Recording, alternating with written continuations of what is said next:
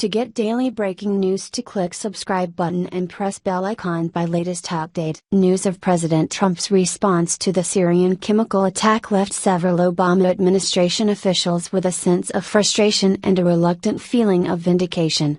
Trump's decision to act swiftly and decisively, with an airstrike, was what they had wanted to see Barack Obama do in 2013 when he was president and the world learned of the Syrian government's chemical attack that killed some 1,400 people, including hundreds of children.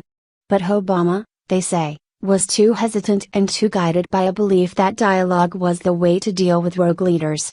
He preferred the olive branch to the stick in his efforts to appeal to leaders with dangerous instincts, they say. I think he left a more dangerous world, Barry Pavel, Senior Director for Defense Policy and Strategy on the U.S. National Security Council staff from 2008 to 2010, said to Fox News. In Syria, a major mistake was treating it like a humanitarian crisis, when it was a major national security crisis that has caused destabilization on our closest allies in Europe, Pavel said. Syria has been a source of terrorist attacks in Europe and the United States, and future attacks. I worry about that very much. The world watched the United States' underwhelming response to rogue moves by the Syrian government and by Russia in its invasion of Ukraine, Pavel said, and got the message that illegal actions would not be met with military actions. Potential adversaries know we had the capability, but not the will to strike out at aggressive actions by certain nations against their neighbors or their own people, Pavel, who is director at Brent Scowcroft Center on International Security at the Atlantic Council, said.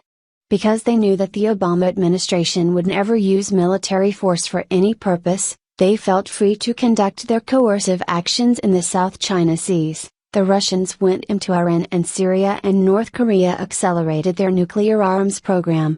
Pavel called it unfathomable that it wasn't until this year that U.S. troops arrived in Europe to deter Russia from a repeat of its 2014 annexation of Crimea from Ukraine. That should have been done in 2014, he said.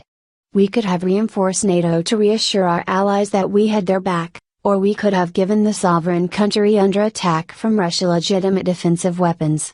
Pavel recalls the resistance he faced when, before the 2013 chemical attack, he suggested that the U.S. be more forceful in its handling of rogue leaders like Syria President Bashar al-Assad.